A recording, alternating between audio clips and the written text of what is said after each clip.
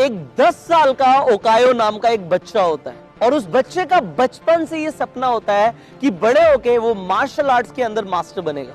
अब जापान के अंदर जो मार्शल आर्ट्स के अंदर मास्टर होते हैं उन्हें सेंसेई बोलते हैं। उसका बचपन से सपना जो होता है कि मुझे बड़े होके सेंसेई बनना है, वो अपने माँ बाप से शेयर करता है और उसके माँ बाप डिसीजन लेते हैं कि इसे हम मार्शल आर्ट स्कूल के अंदर भर्ती करेंगे। अब वो जब उसे मार्शल आर्ट स्कूल के लिए लेकर जा रहे होते हैं तो रास्ते में एक हादसा हो जाता है। उस एक्सीडेंट के अंदर जो हमारा ओकायो होता है उसका जो लेफ्ट हैंड होता है वो कट जाता है। मतलब जो हैंड है, उल्टा हाथ है, बायां हाथ है, वो शरीर से अलग हो जाता है। उस बच्चे के मानो कि ऐसा लगता है कि मेरा सपना ही खत्म हो गया, पर उस बच्चे को अपने आप पे यकीन होता है। घाव भरने के बाद वो दोबारा से माँ बाप से जिद पर अड़ जाता है कि मुझे मार्शल आर्ट्स के अंदर मास्टर बनना है। उसके माँ बाप बोलते हैं तू कैसे लड़ेगा, तू कैसे हराएगा लोगों को मार्शल आर्ट्स के अंदर, तेरे पास तो एक हाथ नहीं है। पर उस बच्चे को अपने आप पे यकीन होता है। वो अपने माँ बाप से जब जिद करता है, उस जिद के मारे उसके माँ बाप उसे एक मार्शल आर्ट स्कूल के अंदर भर्ती करने के लिए लेकर जाते हैं। अब वहां पे उस पूरे एरिया का जो सबसे बढ़िया मार्शल आर्ट्स ट्रेनर होता है वो उसे वहां पे मिलता है। अब ओकायो को जो ट्रेनर मिलते हैं, वो ट्रेनर ओकायो से पूछते हैं कि तुम कैसे लड़ोगे, तुम्हारे पास तो हाथ ही नहीं है, तुम बिना हाथ के कैसे हराओगे इन सबको। वो बच्चा जवाब देता है मुझे कुछ नहीं पता, आप सिखाएंगे और मैं इन सबको हरा के रहूंगा, आप सिखाएंगे और मैं इन सबको हरा दूंगा। उस बच्चे का कॉन्फिडेंस इस लेवल पर होता है और मास्टर खुश हो जाते हैं। वो बोलते हैं ठीक है मैं तुम्हें सिखाऊंगा। अब एडमिशन हो जाता है ओकायो का स्कूल के अंदर और ट्रेनिंग शुरू कर दी जाती है। ट्रेनिंग में पहले दिन उसके मास्टर उसे किक सिखाते हैं और बोलते हैं इसकी प्रैक्टिस करो। कुछ दिन निकल जाते हैं, ओकायो लगातार उस किक की प्रैक्टिस कर रहा होता है, पर वो देखता है मास्टर और बच्चों को कुछ और सिखा रहे हैं, अलग अलग टेक्निक सिखा रहे हैं, पर उसे बोला गया कि सिर्फ किक की प्रैक्टिस करो। वो ओकायो मास्टर के पास जाता है और बोलता है मैंने बहुत प्रैक्टिस करी, मैं इतने दिनों से लगातार प्रैक्टिस कर रहा हूं, मुझे कुछ नया सिखाइए। मास्टर बोलते हैं नहीं, उसी किक की और प्रैक्टिस करो। ओकायो कहता है चलिए ठीक है। वो मास्टर की बात मानता है और प्रैक्टिस करता है। 6 महीने तक ओकायो लगातार प्रैक्टिस करता है और उसके बाद मास्टर को जब देखता है, वो देखता है कि मास्टर और बच्चों को बहुत सारी टेक्निक सिखा रहे हैं। वो जाके बोलता है मास्टर आप और सब बच्चों को इतना कुछ सिखा रहे हैं, मुझे भी प्लीज सिखाइए ना। मास्टर बोलते हैं तुझे मुझ पे यकीन है? अगर यकीन है तो जो बोला है बस वही करो, अदरवाइज स्कूल से निकल जाओ बाहर। ओकायो अपने मास्टर का कहना मानता है और उस किक की प्रैक्टिस में लग जाता है। 2 साल निकल जाते हैं। 2 साल के बाद अगेन वो मास्टर के पास जाता है और मास्टर बोलते हैं सेम किक की प्रैक्टिस करो। अब 6 साल और, मतलब 2 साल पहले और 6 साल और, 8 साल तक ओकायो सिर्फ एक किक की प्रैक्टिस करता है और कुछ नहीं सीखता वो। एंड फाइनली वो दिन आ जाता है जब वो 18 साल का हो जाता है और उस स्कूल के अंदर एक परंपरा होती है कि जब ट्रेनिंग कंप्लीट हो जाती है तो सारे बच्चों को आपस में कंपटीशन कराया जाता है, बैटल होती है, रियल लाइफ बैटल। एंड उसके बाद जो जीतता है, जो विनर होता है, उसे सेंसेई की उपाधि दी जाती है। अब फाइनली जब बैटल शुरू होती है, बारी आती है ओकायो की। ओकायो को लगता है मुझे तो कुछ आता ही नहीं है, मुझे तो सिर्फ एक किक आती है, मैं कैसे हराऊंगा इन सबको। और जब बैटल शुरू होती है, जो सामने वाला ओपोनेंट होता है भागता हुआ आता है मारने के लिए ओकायो को, और ओकायो डर के मारे वो किक मार देता है जो उसने 8 साल से प्रैक्टिस करी थी।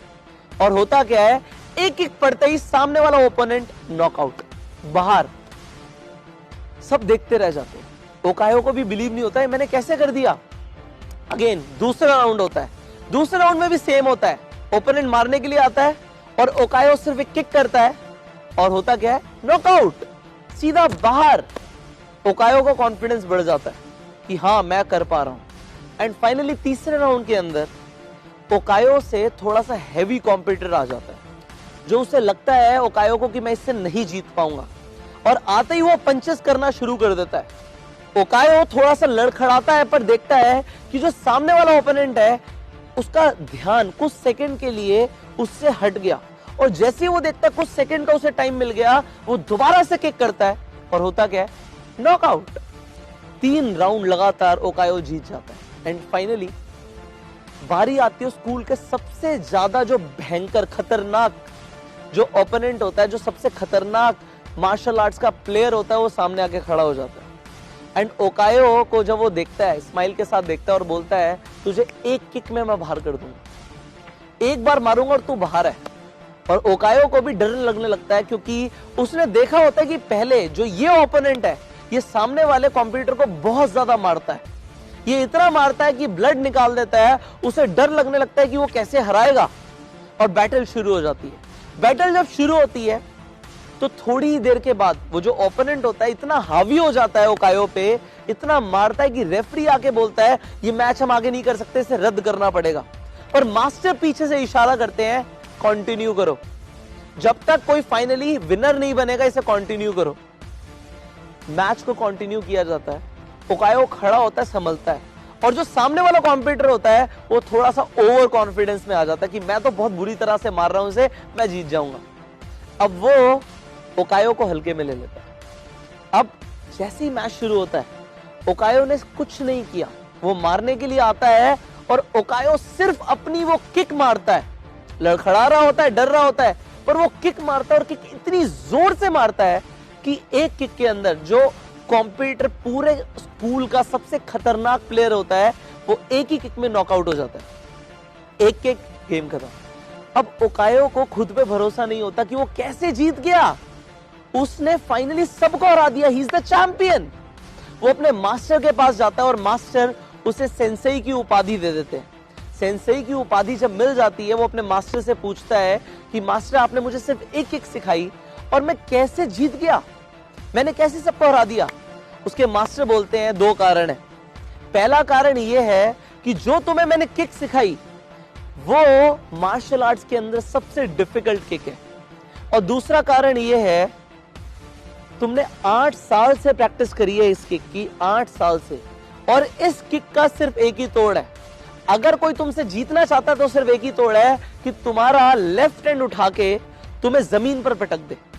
पर तुम्हारे पास ये करिश्मा समझो या गिफ्ट समझो कि तुम्हारे पास वो लेफ्ट हैंड है ही नहीं, तो इस किक का कोई तोड़ ही नहीं है। अगर तुमने किक मारी तो मुझे पहले दिन से पता था अगर तूने ये किक सीख ली तो तू सबको हरा देगा, मुझे तुझ पे यकीन था, एंड फाइनली हुआ भी यही। जिंदगी में अगर एक सही मास्टर मिल जाए तो आपको जो लगता है ना आपकी वीकनेस है कि आप नहीं कर सकते, वो एक सही मास्टर आपको चैंपियन बना देता है। मैं आपसे मिलूंगा अगली वीडियो में, तब तक के लिए इस वीडियो को अपने सारे फ्रेंड्स के साथ सारे व्हाट्सएप ग्रुप में शेयर कीजिए।